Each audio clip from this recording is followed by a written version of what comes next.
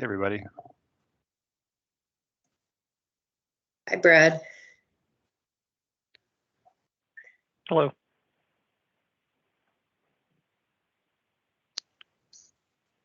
Let's see who's on the line.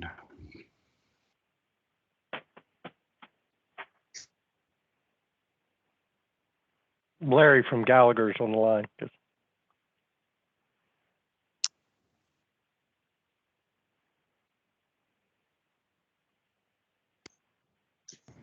Brad, this is Kathy. It looks like Shashank has not joined yet, and neither has Erica, which would be our business and finance folks. Oops,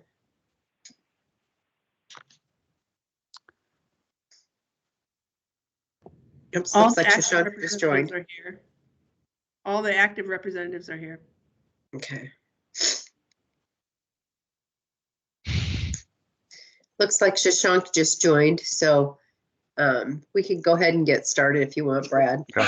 Yeah, we can go ahead and call to order. I guess first item, the agenda was sent out recently. If everybody had a chance to look at that. Are there any thoughts on the agenda?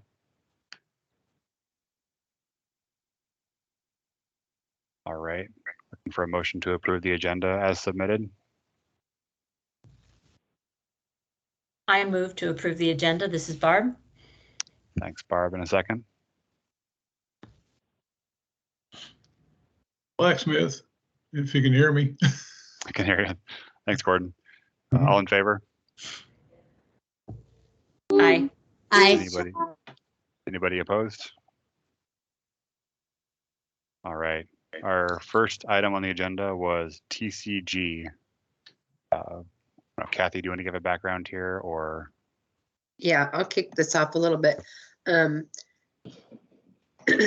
Ahart had contacted and been in contact with TCG regarding their ability to take a look at the Des Moines Teachers Retirement System and give some feedback and do some background work to come up with some solutions for us and maybe look at some things that we haven't thought of in the past.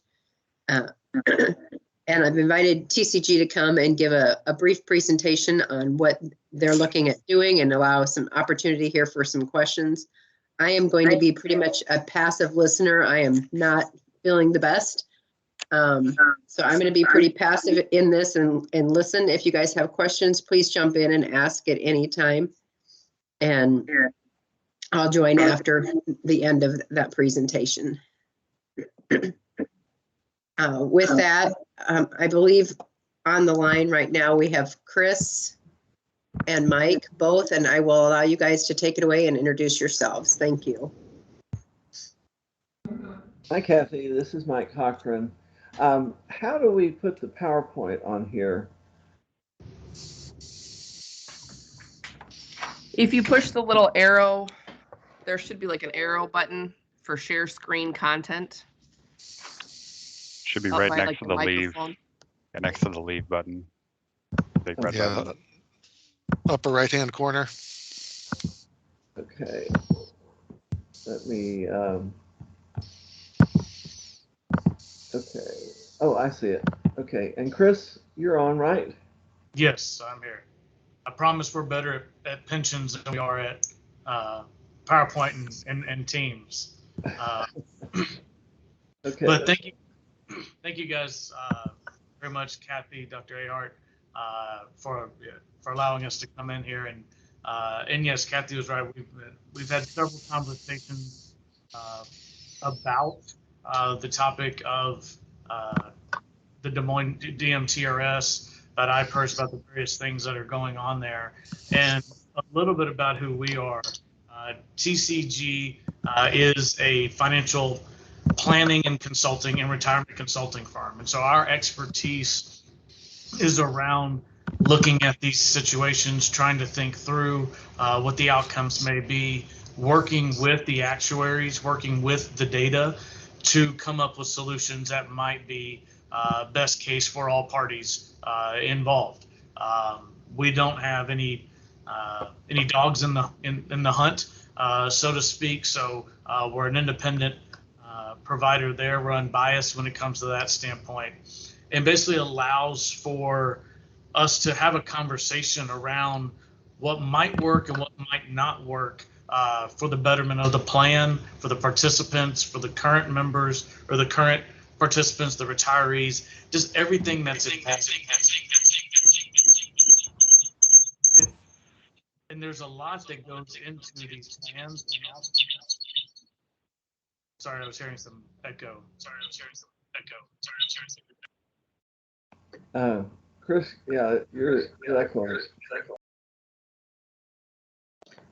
Can I request everyone please to turn on the mute, except for Chris?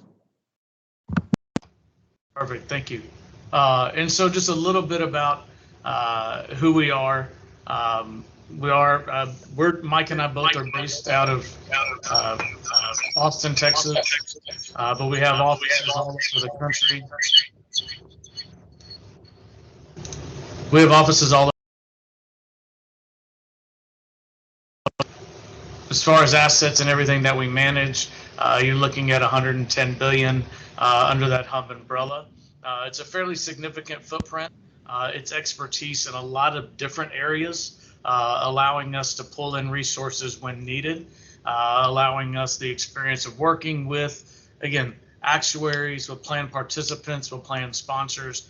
We've worked with everybody in this capacity and over our years of experience. Can I ask if everyone can see our PowerPoint now? Okay. Yep. And so, Mike, if you continue on, if you go to the TCG slide. I'm getting there. Here we go. And so, again, we do specialize in all kinds of government retirement plans, particularly school districts. We are, if not the number one, there's somebody else that's slightly more experienced, but we work with thousands of plans across the country. We work with hundreds of millions of dollars in assets on folks that trying to help folks navigate these types of situations. Mike is one of the co-founders of the firm. I've been with the firm for almost 20 years. We have a lot of experience in this area. And Mike, I'll go ahead and hand it off to you and try to mute myself so you can talk a little bit more about yourself and the history. Okay, well, personally, I've been doing this for 46 years, so have a good deal of experience working with all kinds of retirement, deferred compensation, government, non-government, etc.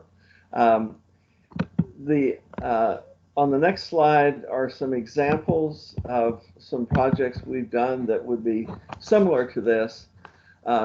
Goose Creek Consolidated Independent School District in Texas has about 24,000 students, about 3,000 employees. They had their own local pension plan, but the Texas teacher retirement system felt that the way they were dealing with compensation made it very problematic under TRS, and asked them, the way state agencies ask you to do anything, to get rid of their plan or freeze it.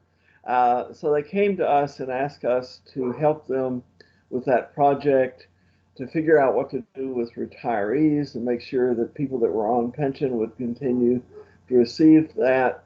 And the staff at the district was spending a huge amount of time on the plan. So we were able to help them eliminate most of that time. And I think everybody was happy with the outcome. City of Harlingen has about 65,000 population, a fairly large city in the valley of Texas. They were in a state retirement system, Texas Municipal Retirement System. It's a cash balance plan similar to your DMTRS plan. They had accrued significant underfunded liability. I won't go into how that happens in a cash balance plan, but it can, and it did. And they hired us to set up a local plan that would cut their unfunded liability. And the plan's been in place 14 years. Politics have entered in, so the plan is probably going to be frozen or terminated, but it's purely due to politics. The plan has been successful and for a very long time. The city of Brownsville has about 182,000 employees, and if you can hold on just a second, hold on just a second.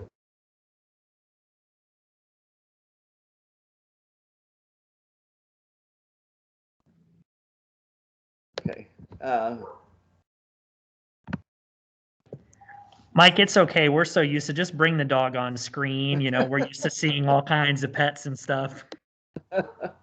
Boy, they are going at it nonstop. So I use the OPEB trust. An OPEB trust is what you set up when you have unfunded health liability, and it helps you get rid of that over a long period of time. It requires a balancing act because you have to deal with the fact that employees or retired employees are in this plan. Your employees who are retiring are going to be in the plan. So it affects their benefits. It also affects the city's finances. And of course, you've got to set up a trust and figure out how much you're going to fund over what time period. So it's a little bit of a political balancing act between the all of those stakeholders. And we have managed to set that up. It's been in place a few years, and so far it's been a success. So those are some examples, but those are all situations similar to in at a broad level to the issues you're facing. The good news is that the DMTRS plan is fully funded. We've spent time reading your reports and talking to staff. I've talked with Larry, had a brief call with him last week. So your plan's in good shape. But there are issues, and you're probably all aware of those issues. Let me get to this. The plan design. It's an unusual plan design. It is a cash balance pension plan, which means you don't get a promised annuity like you would with IPERS.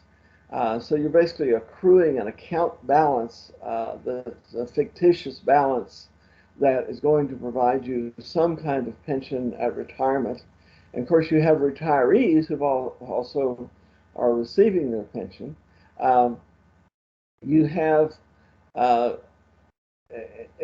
strange formula in that each person pretty much has their own formula. I mean, I'm sure there are some groups of people that have the same entry age and all those things, but it is an unusual plan in that each person sort of has their own balance in the plan. And the problems are, what happens if the liability does increase in the future beyond current assets? Well, the choices are not good. It's to decrease plan benefits or cut district funding for education, and neither of those are things anybody wants. And there's this excess interest component. It's sort of a wild card. It makes it really hard to predict future benefits and manage the plan. And that's not, unpredictability with a pension plan is not good for anyone. So that's another issue that we want to try to help with. The goals, sorry, I'm getting back to the slides here. The goals of the study are to try to make sure that active employees are incentivized to stay with the district and stay in the plan and deal more predictably with future liability. And for retirees, we want to look at ways to decrease the future liability, but also make the benefits predictable, and certainly in no way decreased anything anybody's been promised.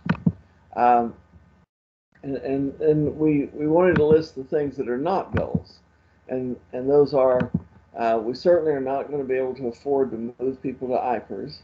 We do not want, nobody has mentioned getting rid of the plan. That's not a goal. And we want to make plan changes that would not significantly or negatively affect participants. So I've already, again, talked with Larry, the actuary, some about some things we want to start working on, because it's all about numbers. That when it comes down to things, our job is to try to come up with numbers that help achieve these goals. So with that, I'll answer any questions. And Chris is here also.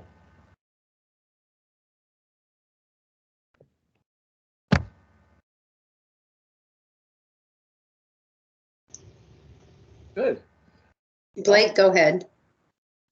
So my question is there a plan, a blueprint, something that is in works, in process that is, I mean, because everything you just shared is pretty vague and ambiguous, and is honestly not any different than the conversations this committee has had since 2017. And so I'd like to know if there's something more concrete, because when I see some of those goals and not a goals, I think I can speak for some of the actives that we may have some disagreements there. Well, but to this point, there is not a plan because we have not engaged thus far. There's ideas around necessary first steps. When you have an actuary knows everything about the plan from a data standpoint, but it's not their role to really, think about, well, what could a scenario be? And so, part of the only thing that we've really done thus far is have the conversation with administration, connected with the actuary to make sure that we were on the same page should some of the data be needed. But as far as, where we've gone to it thus far, no, we haven't, because we haven't started that process. I think, I don't want to speak for Kathy and the team, but our goal was to, certainly in this session, familiarize your organization with us in an understanding of what we were trying to accomplish, or what we were hoping to consult on, and learn more about your plan. Not necessarily we've spent 6 months and here's the results of it. Yeah, we've just started. Could I ask, what were the goals that you felt were inappropriate? I think the goal of not moving people to IPERS, and I know in our world there's two definitions when we talk about IPERS. One is actually to merge to IPERS, which means that there is a service year component. That is the desire of actives, and we understand that that is something that we failed at as a district in 2018 and has a great expense. I would also say, though, that for members who are, I don't want to say younger, but have likely greater service still in them, someone would have to do a lot of convincing of why staying in DMTRS, even with some of the changes. There may be the option where moving those folks to IPERS and actually stopping where they are with DMTRS may be the solution. So when I see not a goal of moving people to IPERS, that is a head scratcher to me. Well, my understanding was that the cost of picking everyone up with their current service and compensation average and moving them to IPERS was cost prohibitive. That's why that was in the slide. I think we might be talking about two things, but can I clarify this then? Is the point of the TCG study to be a supplemental vehicle in addition to what we're already doing with DMTRS? Or are we talking about converting how we do DMTRS completely? I mean, that's what I'm confused about. Because if this is just, because what I had in my mind before was that we would just continue with DMTRS as is, and then have a separate contribution vehicle because of the contribution gap between our members that are in IPERS and our members that are in DMTRS. So if that's the case, then the TCG goals are fine. But if that's not the case, if we're talking about something else, that's what I have a question about. If I may, Mike and Chris, I'll jump in here. So this is as Blake accurately recognized, that this presentation sounds vague, but what you all know we've done is come at this from a number of different angles and not find a satisfactory resolution. And so what we wanted to make clear was TCG was not going to come in and magically find a way for it all of a sudden to be affordable to shift all of our active folks into IPERS with all of the years of service recognized. Could a portion of our actives go into IPERS as part of this ultimate solution? Possibly, but the goal wasn't. We didn't want to come in and ask TCG to just redo the math and tell us, yeah, you can do that, and it's going to cost this much money, and it's no closer a possibility now. So that was really why that's not a goal, was because of that. Not that a portion of the actives in the ultimate solution may not, ultimately end up in IPERS. It was to come at this with as wide an angle as possible, and capitalizing on the broad experience that TCG has had with non-standard situations like we have. In fact, I remember in a couple of our initial conversations, trying to explain before they had plan documents how this thing worked. It was a little difficult for them to understand exactly the structure of this plan and how it works. And as they've indicated, this is a bit of a unique duck in the world of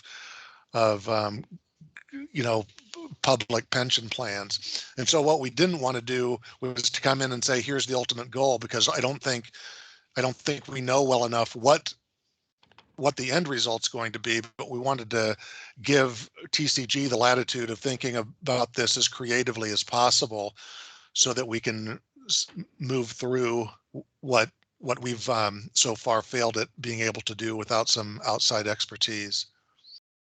So I don't know if that helps. Blake. No, Dr. Ahart, that makes a lot of sense. I think for me, it's just knowing that for us, the inner terminology for me is, are we talking about merger, which has that whole component of, taking everyone over, giving the years, versus actually moving someone to IPERS? I just would hope, and based on what you described, that we would not close the door on that opportunity, because I think for some actives, that's going to be a solution. I have two questions. One is, what are we sort of asking of the advisory board and group? Are we being asked to endorse the TCG team? Is there like a proposal from TCG that we're being asked? Is there an expense here? And if there is an expense, where do we see the expense being covered? So that was a lot of questions all in one. I'll be quiet. So Blake, there is an expense, but not for DMTRS. The district's going to cover that expense. What I was hoping is that our interested DMTRS members could express to Mike and Chris some of your concerns from a more personal perspective. We've been dealing with sort of the broad scope with them, and as Mike so accurately described, this is really DMTRS has different characteristics almost to a person who's a member, because of how membership is calculated. So I think it might be helpful for them to hear maybe almost anecdotally, from individual members, what your concerns are, where your frustrations lie, etc. I hope I'm not speaking out of turn, Chris and Mike. No, that's a huge help. Well, I think one of the biggest concerns that we have is that there is a discrepancy in contribution rates between similar employees that are getting DMTRS retirement and those that are getting IPERS retirement. And because of the difference in the contribution rates, it's inequitable. So two people who work the same job for the same number of years for Des Moines schools will retire. And if you're in IPERS, you get a much bigger benefit than if you're in DMTRS. And that has been the case for about, I don't know, 10 or 15 years now, since, well, I don't even know what year we're on now, but for a while.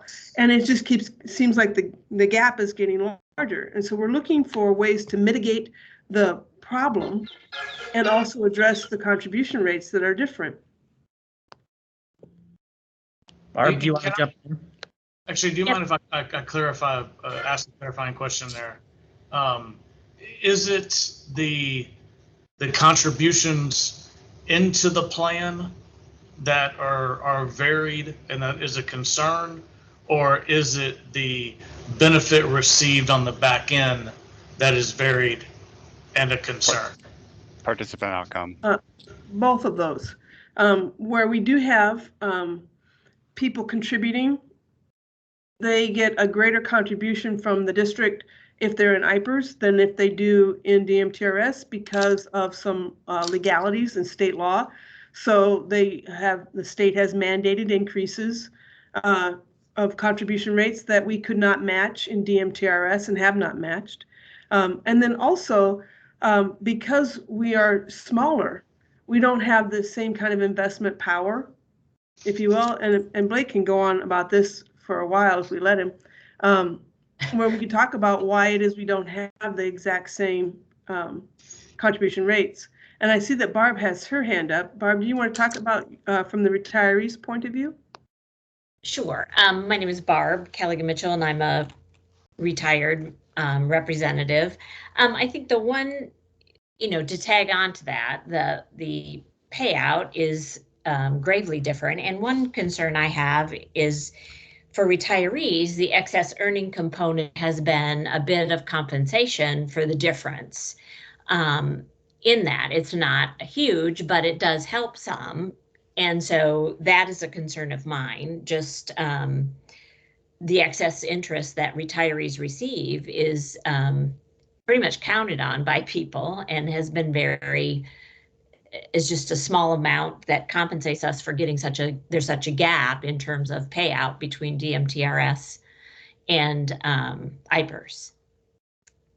Yeah, and Chris and Mike, I'll elaborate on a few of those points that Jessica alluded to. So when you were hired into the Des Moines teacher retirement system, there was a defined chart based on your age of the employee and the employer contribution rate. And if you actually read through our plan document, those rates were actually never to change. However, because IPERS made, the state legislature made changes to their rates, it quickly became obvious that our plan had to make some changes. And so there were increases in both the employee and the employer contribution rate. But over the last decade, there has been kind of a logjam with the employer, the actual district contribution, to the tune of about 1.5% of salary. It varies again because of that chart based on your age, over almost the last 10 years. And we're in a situation today where we've talked about if we were to increase that contribution rate, whether we would need to go to the IRS and to receive some documentation from them basically saying that our plan is still completely meeting all of those obligations. So we haven't made those moves to change at least the employer contribution rate, which is something, it's not that it's illegal, we just haven't done that. So that's one big piece, but certainly is not the biggest piece of why our plan has really fallen behind.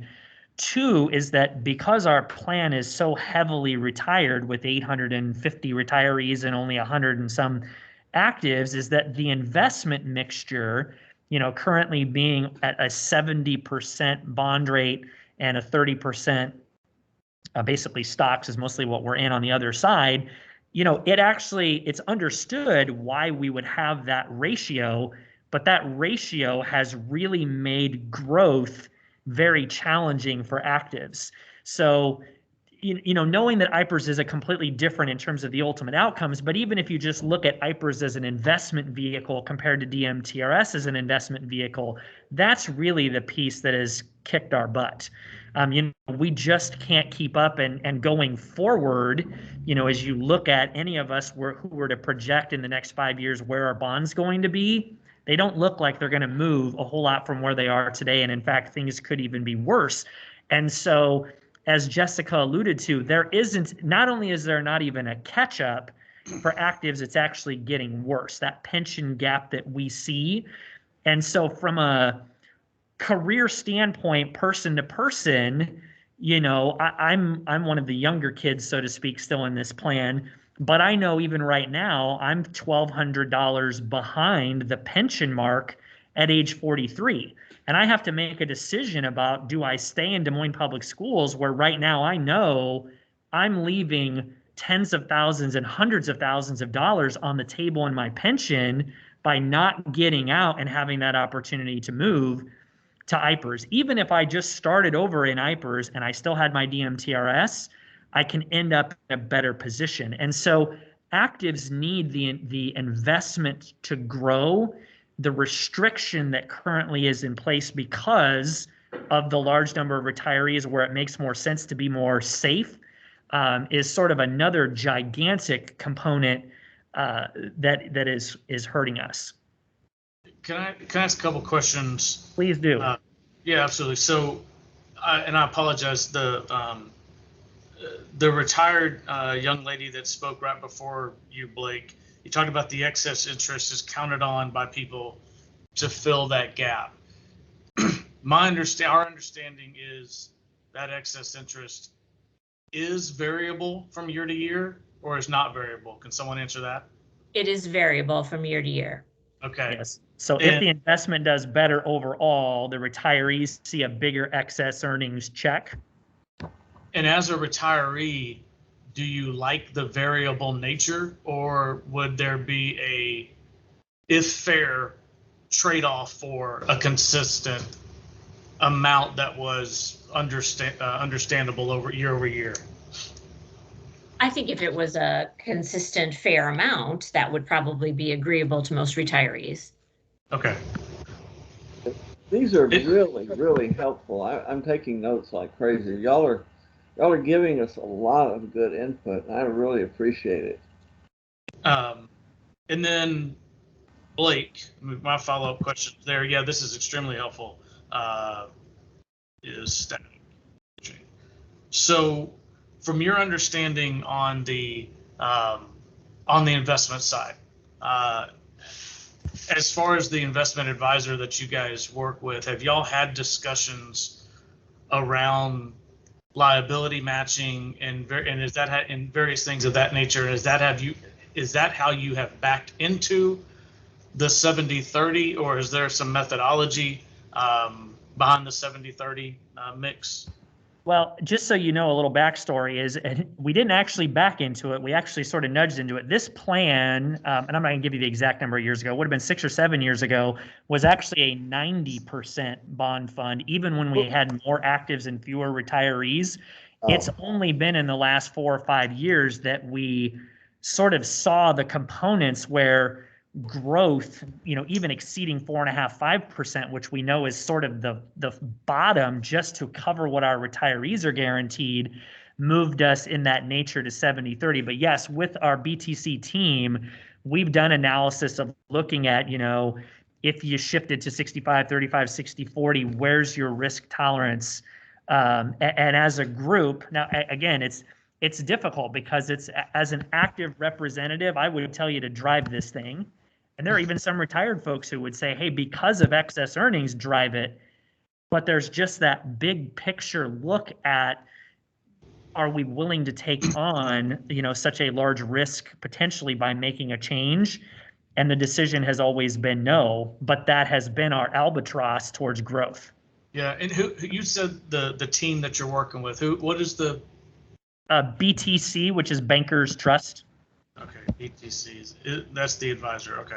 Correct. Tracy, Yeah. I see that you've had your hand up for a little while. Brad, do you have something you need to say, or are we ready to take another question? I was just going to add a little more history or color to this specific topic. So BTC does kind of follow our investment policy, which is set by the board, and this committee has sort of influence on how that's changing. And so BTC has been doing a great job within the guidelines, but the guidelines have historically been very tight. I think 7 years ago, the change we made was to lower the quality requirements. I think previously all fixed income had to be AAA, which is kind of bonkers.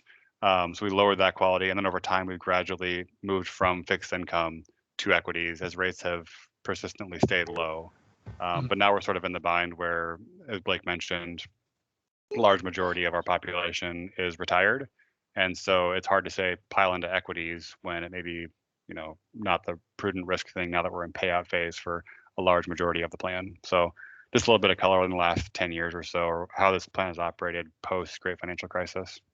This is very helpful because, we manage a number of trusts, one that's almost $1 billion. And, the only choice is not just between equity and fixed income. Yep. There are other alternative investments that can really produce some stellar returns without undue risk. I mean, we are also an investment advisor. We're not, suggesting we be advising your plan, but that's very helpful information. Yeah. And by the way, we started getting into equity real estate as well, but it's a small sliver right now. But those are exactly what you're describing is what was going on with the city of Harlingen, and what they were in a plan that was, by most people's view, way overly invested in bonds. And that was one of the things that drove up their unfunded liability and caused them to leave the TMRS system. Now, what is causing them to consider going back, even though their plan has worked very well, is that new executive management took over that system and has been much more aggressive. Nothing wild and crazy, because they've got a lot of retirees, but they were just, and they were enjoying the fact that bond rates had been so high for a number of years, but those are gone. Mm-hmm. So those are really helpful things. Tracy, you've had your hand up. You want to make your comment? Yeah, if you want an anecdotal situation, so I've been with the district since 1989. And I guess, we had the choice to sign up for IPERS or DMTRS. And back then DMTRS was supposed to be just as good or a better deal. And so that's the box I checked and just assumed that my district was managing those funds and that there was no reason that they weren't equitable to IPERS. And I was in the business of teaching and not that. And so I just trusted my district and wasn't really aware of the discrepancy that was going on until this whole IPERS merger thing came up back in 2018. And so therefore I've just kind of been more involved in listening to what is happening. And as I am at retirement age and would like to retire, I'm just concerned, what is there for me? How can this help me? I have a teammate who's been working for Des Moines Public Schools one less year than I have and is an IPERS. And her retirement, when she gets on IPERS, is $4,200 a year. I talked to my financial advisor and he figured my retirement, or hers is $4,200 a month. Mine is $1,800 a month. We've worked for the district for the same number of years. And I just feel like my value should be the same as hers.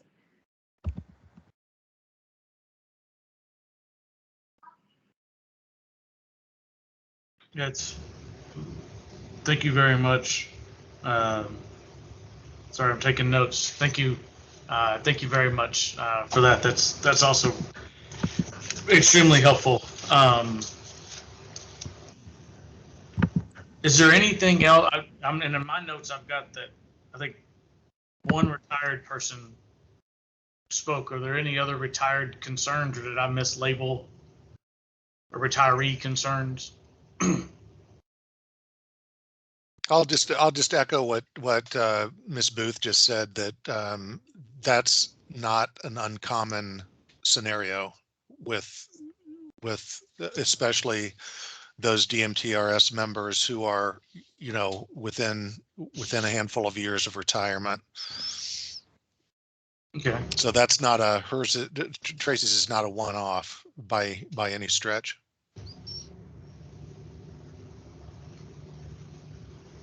Yes, ma'am. Is that Miss Mann? Still Yes, on mute, Lola. Tracy. Yeah, this is Tracy. I think Lola's trying to talk, but she's still on mute. She had her hand Oh, up. okay.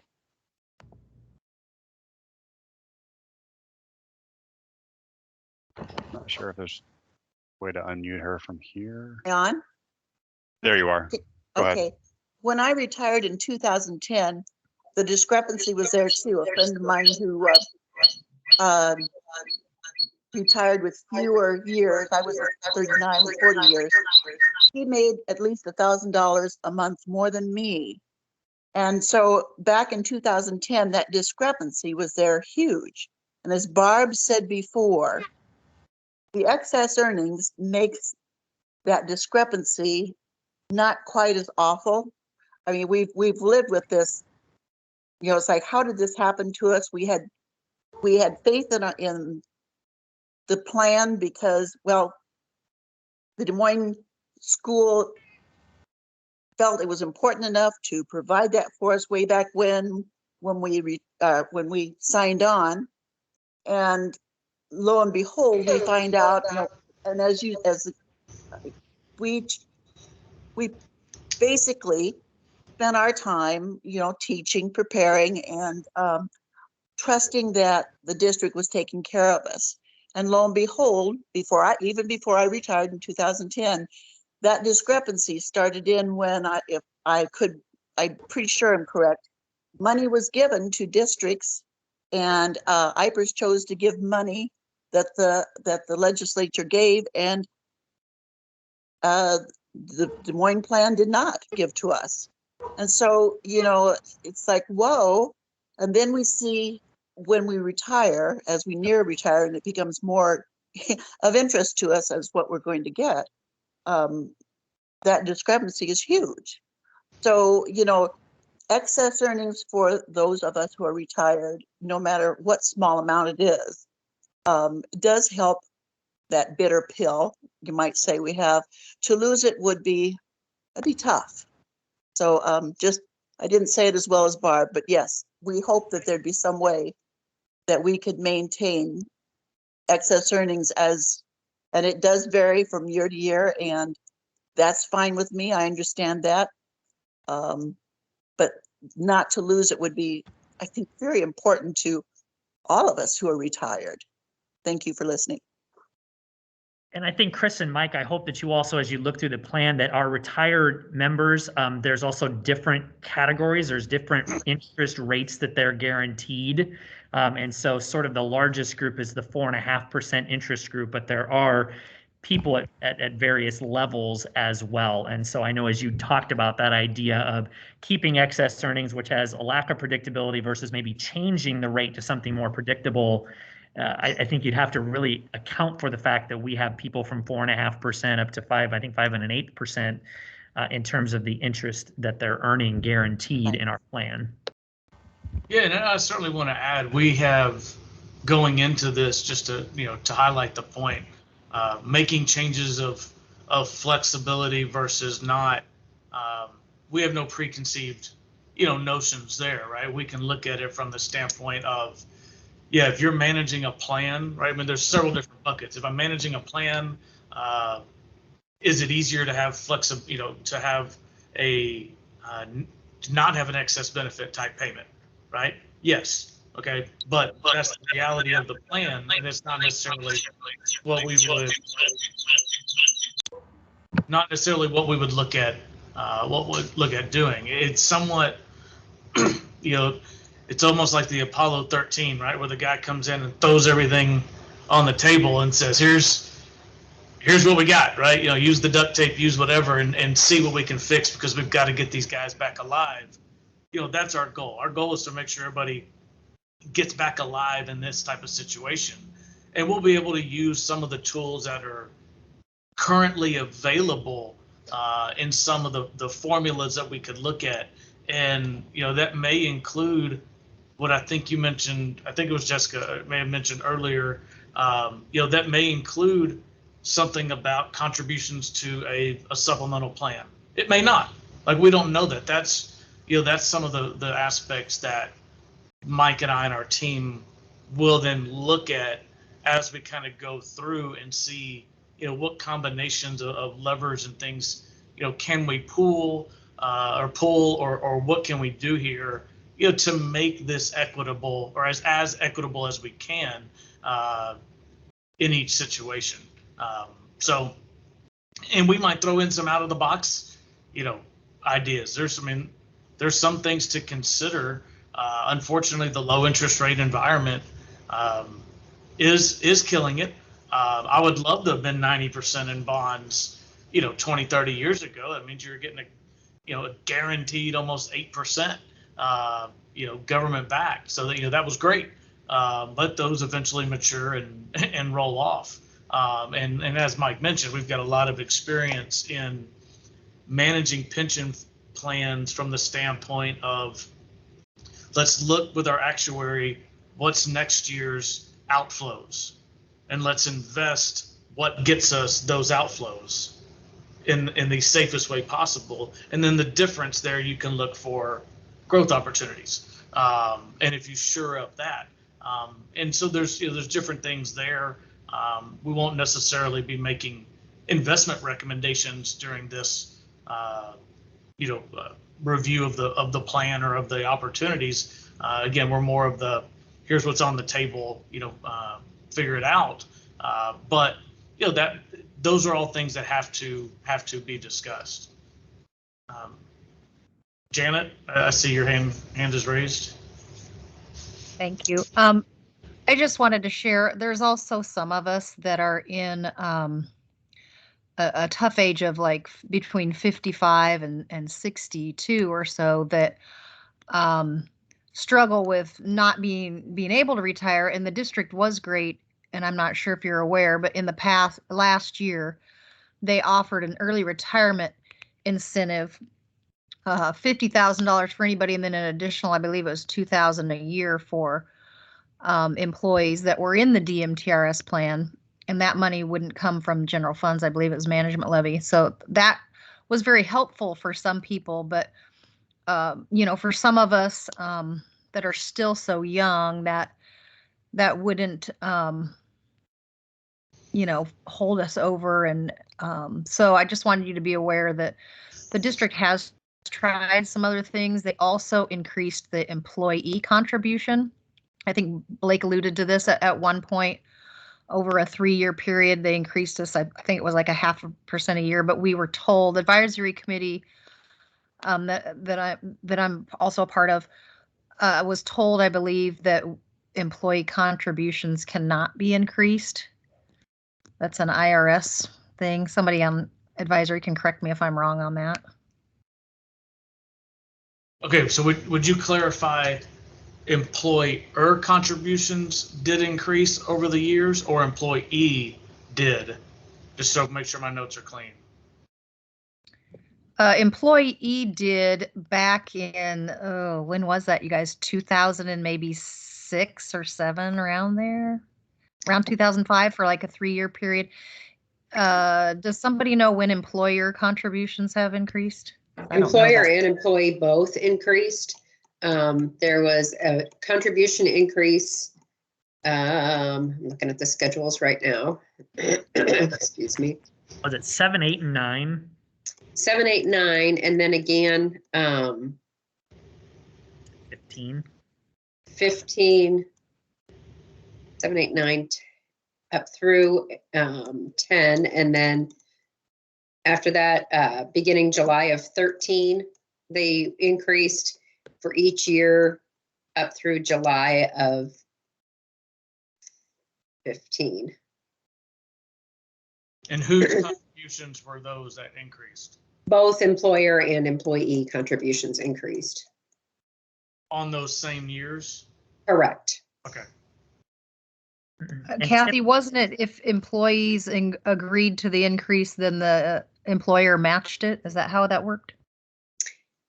If you agreed to increased contributions, then your employer and your employee increased. If you did not agree, then yours remained the same on the previous schedule. And sort of Mike and Chris, what happened is we always ended up being behind an IPERS change of employee employer that happened almost simultaneously, or sometimes we were a year behind that. And so oftentimes our movement was in response to where IPERS was also making a move. But 10 years ago, that gap really was bigger, especially on the employer side. So like right now, DMTRS people, we contribute a small amount more on our employee, or excuse me, our employee contribution, but the employer contribution compared to IPERS is typically about 1.5%. And there was a stretch a few years ago where it was in the 2.5% of salary differential.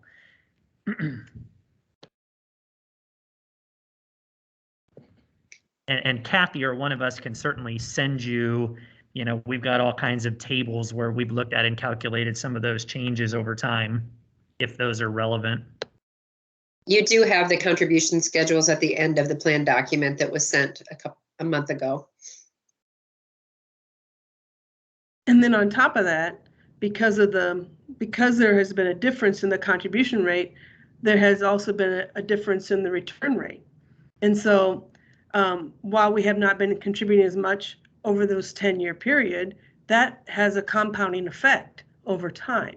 And so what we're seeing is that we're kind of, we're having a problem on both ends.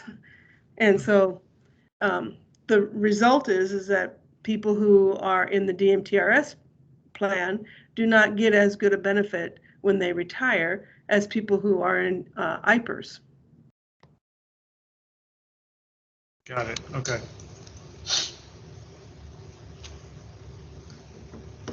Tracy, so the go ahead. benchmark's going to be IPERS for a lot of people, I think.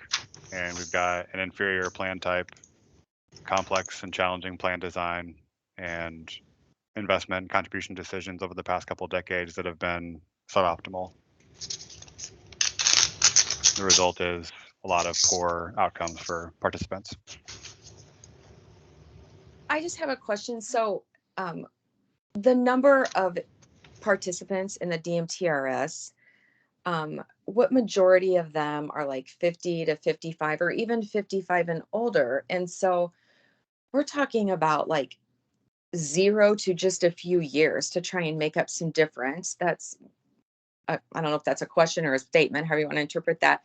But then my other thing is, if you do retire, if there is something in place to increase this pension, and if you would retire and not start drawing from your pension, would that be helpful?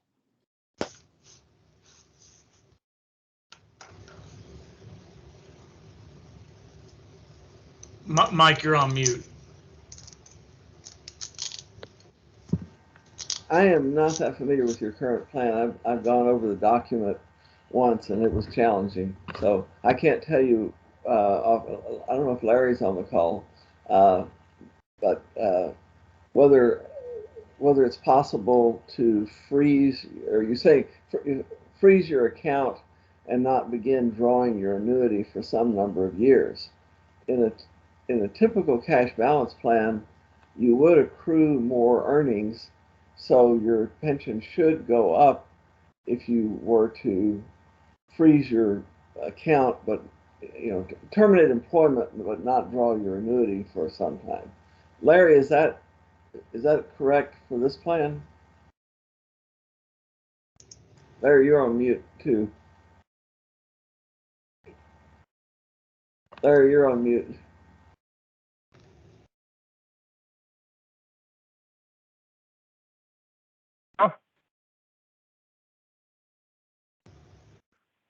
Okay, can you hear me now?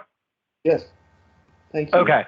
Yeah, I was going to say, we don't generally do the benefit calculations for this. Generally in a defined benefit plan, yes, the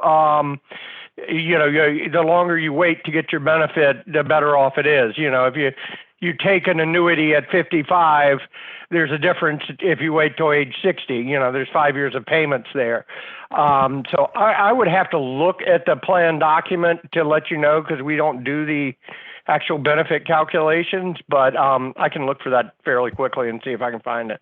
Come back on. Larry, does your company do it, but you just don't do it, or some other company? We do the calculations in-house. Yeah, that's what I was thinking. Yeah, so do you know off the top of your head, when you do the calculation, does somebody wait? Do they get I mean, I would think they'd get a bigger annuity, correct? Well, you're going to get the addition of interest into your account, and then that account balance would be annuitized. And so the longer you wait, it's going to have some factors in your annuity calculation. If you're taking a lump sum, your only advantage is going to be additional interest. Gotcha. Right.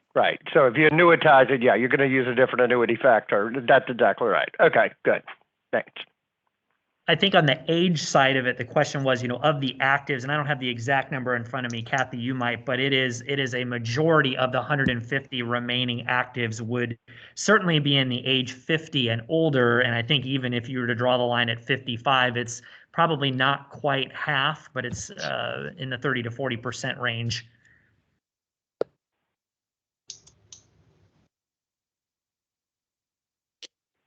Well, and Blake, that's why I raised my hand. I'm probably one of the youngest on this call, being 40 years old.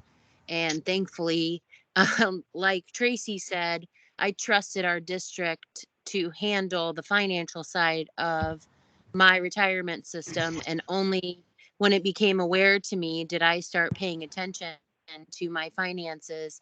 And one of the frustrations from my side, being 40, is that we've been talking about this same conversation for sure 5 to 8 years. And thankfully, Blake has explained it in a lens that is clear and concise, and the inequities that continue to happen.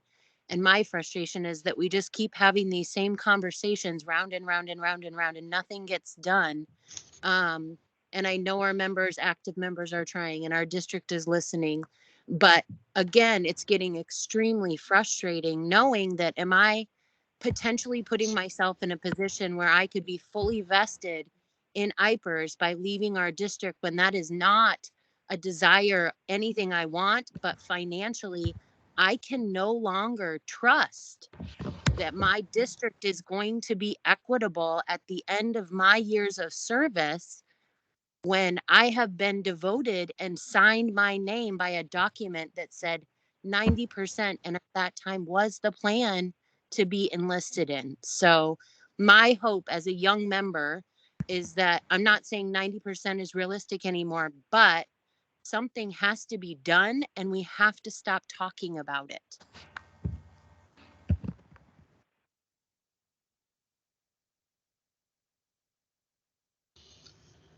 Well, hopefully that's what we can do. Diane Cometti, Yeah, that's sorry, that Dr. frustration is shared all the way around, I think, and obviously more acutely for our members, and that is why we brought in TCG, because they have some expertise that none of us have, and they have certainly experience, which none of us have, to have some insight into some ways that perhaps we weren't able to think of or didn't even realize were possibilities, so that we can finally bring resolution to this and have everybody end up with a positive outcome. And certainly the last thing I want is for any of our team to feel like, to do right by their family, they need to leave employment with DMPS. Thank you for that, Tom. That means a lot. I really do appreciate that. Yeah, I just wanted to say that I appreciate that Des Moines is looking into this, and I hope that something seriously can get done. Like I've stated before, a lot of these members are Des Moines' most dedicated members. I mean, we probably started here right out of college and are at retirement or near retirement. And so it's just a hard pill to swallow that you've devoted so many years to the district, and then other people that may have devoted that many years to education, but not to DMPS and are in IPERS, are going to retire with over double the benefits or the monthly payout that you're going to get. And it just really makes you feel not very valued.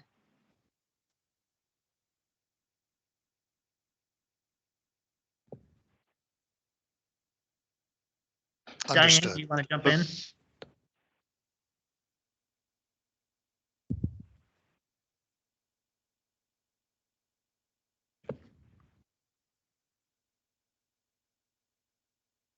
Diane, you're showing as unmuted, but we don't hear you if you are talking.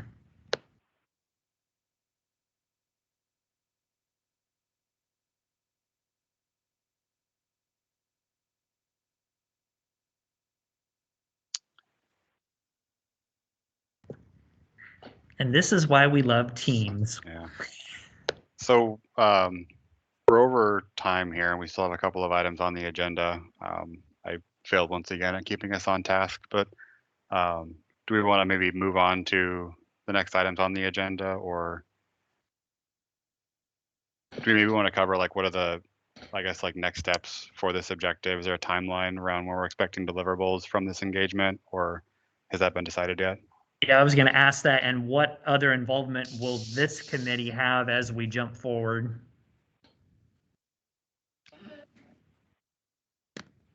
Well, I can certainly say on deliverables, our next step is to have a discussion again with Larry. We've got some documents to review. Any additional documents that, you know, whether committee members or district staff that you feel like we're either shown or that you have, please feel free to share those. And we'll be looking at those. But it's too soon to say give a time on any deliverables. But we will certainly stay engaged as far as what we're looking at from that standpoint. Okay. We can just make sure that the committee members are aware of any kind of communication we're getting or anything, you know, not terribly tactical, but any sort of updates on that front. Absolutely. And again, most of it in the next several weeks, 30-ish days or so at least, I think will be fact gathering. I've got a lot of notes. Mike's got some notes. You got enjoyable plan documents to read. There's a lot there. So we'll certainly keep everybody in the loop. Is it unreasonable, Dr. Ahart, Kathy, McKay, to ask that maybe every month that there be some sort of either a written report, or as this committee, the advisory board meets, so that we can kind of hold each other accountable to ongoing dialogue? No, that's not unreasonable at all, Blake. You can expect an update such as it is at least monthly. And if there's,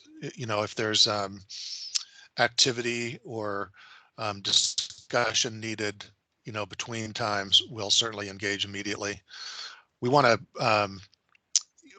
bring this to resolution, but I think everybody here understands the kind of the insane complexity of the issue, and so I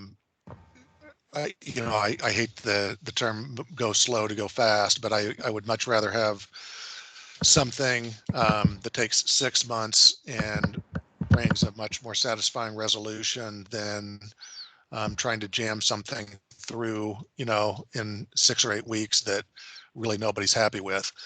So I think we need to give TCG some time to do their due diligence and fully understanding what we're up against here, and then come back to us with some potential combination of solutions to move forward. Yeah, that would be excellent. Let the advisory board members know how we can help with this process, because we want to provide as much as we can, but also stay out of the way where we might cause a speed bump. Yeah, and we'll certainly be, all ears to Chris and Mike if there's more engagement that they would find helpful, at some point with this committee. We'll make that happen as in as timely a manner as possible. This was enormously helpful, though. It really was. Mike or Chris, do you have anything else that any closing comments you want to make before they move on with the rest of the agenda? I don't have anything.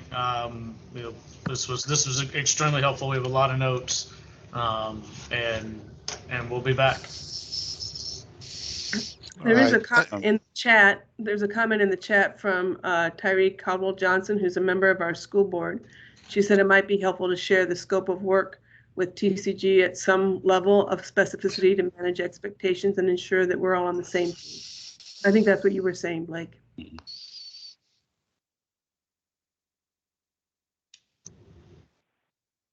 Sounds good. Yeah, and that's certainly, we can certainly share that engagement document with this group. Great. Well, thank you all very much. Have a great evening. Thanks, Mike and Chris. Thanks. Thank you. Thank you both. Aye. All right, I think our next topic is actuary report. Right, and those questions came from Barb, and I don't know your specific questions, Barb. So if you want to ask, and Larry is on the call, and if he can address them today, that's great. If there are questions that he needs to do some research on and get back to us, that's fine too. And I'll just document what those, we can just document what those questions are so we make sure we get back with answers. Well, you know, my question is just what, if somebody could give me some, a summary of what the report means. I guess I'm not, you know, what was the benefit of it and what did we learn from having the report done? That's my major question. Okay. Yeah. I mean, the report in general is, you know, we do this once a year to you know, under the standards that we have to do it, and that the calculations are done to see where you are funded, where, you know, we use assumptions to come through and you know, to project out benefits and come up with a liability that we think represents what your plan is worth. Obviously, we're taking into consideration future events when people will terminate, when people retire, for example, and we come up with a liability number there, and then we come up with you know, then we have the assets, and it tells you where you are funded, and if additional contributions need to be made, or you know, if a plan is in you know, in a well-funded position. And as they spoke earlier, you know, the plan is in a good funded position at this point.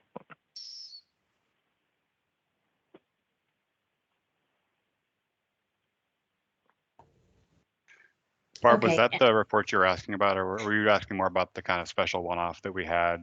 Yeah, I was asking more about the special one that we had done. Which one was that? The one a while back? What was the? I'm going to say it's within the last like quarter or two. Kathy, you might need to translate here. Okay, let me see if I can pull that up. I didn't have that. Okay.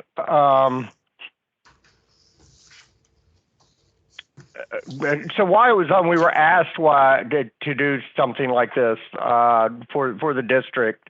I'm looking to see if I can locate it very quickly. I didn't have that right in front of me. But I'm happy to go over that at some point with you. I am not finding it very quickly. I may need to get back to you on that, maybe at the next meeting or before that. I had not looked at that. I did not know that was coming up tonight, so I had not looked at that recently. So I'll put that down to get back to that. I think I know what report, and I'll confirm that that's the report with y'all, and we'll go from there. I'll look at that. That would be helpful. And then just my only other question was the increase in on our annual report, the increase of actuarial services. We paid $141,000 in 2021, and in 20, it was 27,000. I was just trying to understand why the increase. And Barb, I can speak to that. I think some of that is just different classification of different people doing the annual report for the Des Moines teachers. And Andrew had worked on it, and Judy Martins had worked on it, and then Eric has worked on it. So I think some of it's classification.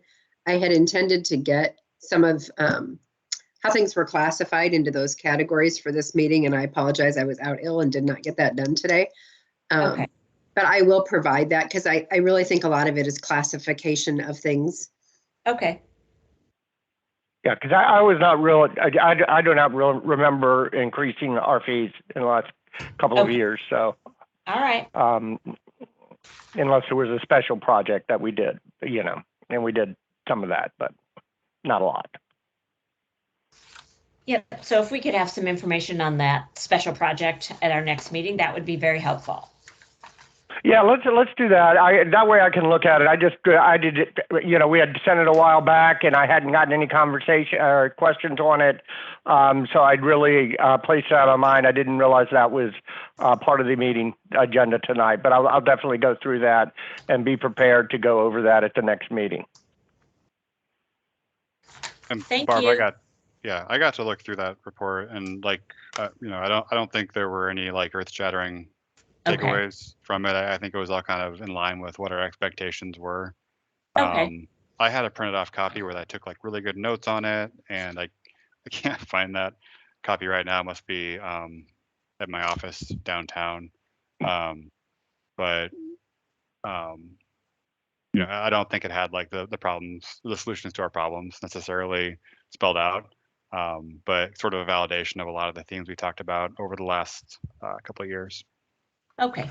Thanks. I appreciate it. Yeah. Mm-hmm.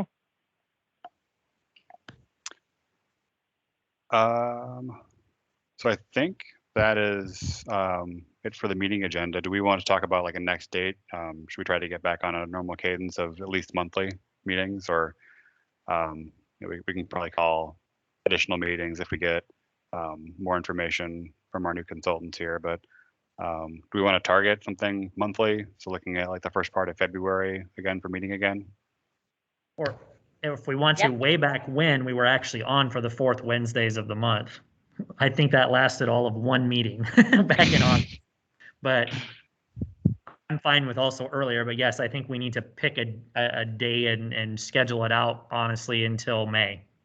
Yep, sounds good to me. Do we want to target like first part of February for touching base again? Does that sound good to everybody? So like the 2nd. Somewhere in there, yeah. Maybe Aaron, can you send out one of those? Are they doodle polls, or I forget what we Doodles, use now? got it right this time. Doodles, all right. Not a problem. Perfect. All right. We'll look for those in our inboxes and look forward to another healthy discussion next month. Aaron, just 1 second. Do we want to take a second and introduce Rosie? I think she's on the call, isn't she, as well? I believe she was. I know she had to go to a class, so I'm not sure if she left, but I did take a different position. Actually, I took a different position about 4 or 5 months ago. We finally got a replacement for me. But Rosie is the new board support, and she'll be helping out. Actually, she'll be doing it from now on, but I'll make sure that we get her set up with the doodle poll and everything gets sent out. And I'll send out Rosie's an last name? Email also. Rivera Hernandez. She's on here still. Perfect. Staying on mute. So, all right. We will look for an email from her. All right. Anything else we need to cover? Thank you, Aaron, for all your support. It's been really valuable. Not a problem. I might email you just for fun anyway, Aaron, so feel free to delete those. No, I always look forward to your emails, Blake. I know you do. Oh my. Okay, well, thanks everybody. Go ahead and adjourn. Thanks everybody. Appreciate it. Feel better, Kathy. Bye. Thank you. Yeah.